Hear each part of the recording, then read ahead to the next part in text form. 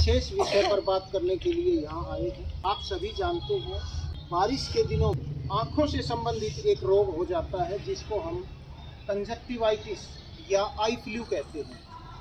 Conjunctivitis नाम से जाहिर भाग है, इसको कंजक्टिवा बोलते हैं और ये कंजक्टिवा लाल या गुलाबी से रंग का हो जाता है।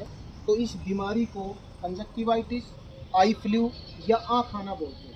इन दिनों में, बारिश के दिनों में, क्योंकि ह्यूमिडिटी होती है, मॉइस्चर होता है, टेम्परेचर भी थोड़ा ज़्यादा होता है, ज़्यादा तापमान और नमी में एक वायरस जिसको एडिनो वायरस बोलते हैं वो आई फ्लू का कारण बनते हैं। उसके लक्षण क्या है, ट्रीटमेंट क्या है, बचाव के उपाय क्या है, इस बारे में आज हम बात करने वाले हैं। आई फ्लू संक्रमित रोग है जो एक से दूसरे को हो जाता है, लेकिन ये जानलेवा नहीं है, किसी को भी हो सकता है। कंजक्टिवाइटिस के जो बैक्टीरिया है, वायरस है, वो हवा के द्वारा एक से दूसरे में लग सकते हैं, इसलिए इसको संक्रमणीय या संचरणीय रोग भी कहते हैं। इसके लक्षण क्या है?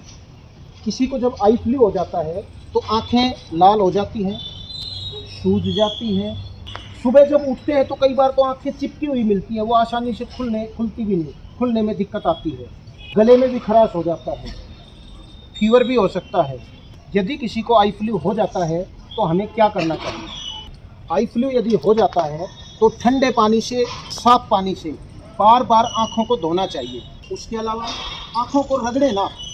आई फ्लू होने की स्थिति में हाथ आँखों पे लगाना ही नहीं चाहिए। बाहर वाला जो भाग है आँखों का, उसमें ये आईलिड है, ऊपर का जो ढक्कन होता है, इसको आईलिड बोलते हैं, उसको नुकसान पहुँच सकता है। तो ठंडे पानी से बार बार धोएं।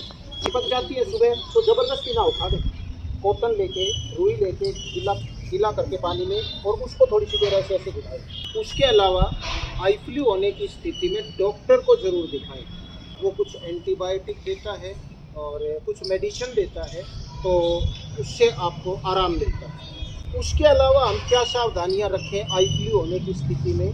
जिसको आई फ्लू हो रखा है उसको दूसरे लोगों के कांटेक्ट में आने से बचना चाहिए, क्योंकि ये संक्रमणीय रोग है, एक से दूसरे में बहुत जल्दी होता है। किसी से भी डायरेक्ट कांटेक्ट में आने से बचें ताकि दूसरे को वो रोग ना हो। इसका जो संक्रमण है 2 से 5 दिन रहता है, तो उस 2 से 5 दिन ज़्यादा भीड़ वाली जगह पे, खासतौर पे स्कूल में आने से बचें, क्योंकि यदि आप स्कूल में आओगे तो आप एक के कारण और बच्चों को भी होगा, 2 को या 3 को होगा, 3 से फिर और ज़्यादा कोई, तो एक चेन लंबी बन जाती है।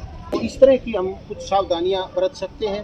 वो कॉन्टैक्ट लेंस लगाते हैं, तो आई फ्लू जिनको हो रखा है, कंजक्टिवाइटिस जिनको हो रखा है, वो कॉन्टैक्ट जो लेंस है उसको लगाने से बचें। बहुत ज़्यादा पैनिक ना लें, क्योंकि ये जानलेवा बीमारी नहीं है, एक वायरस के कारण होती है।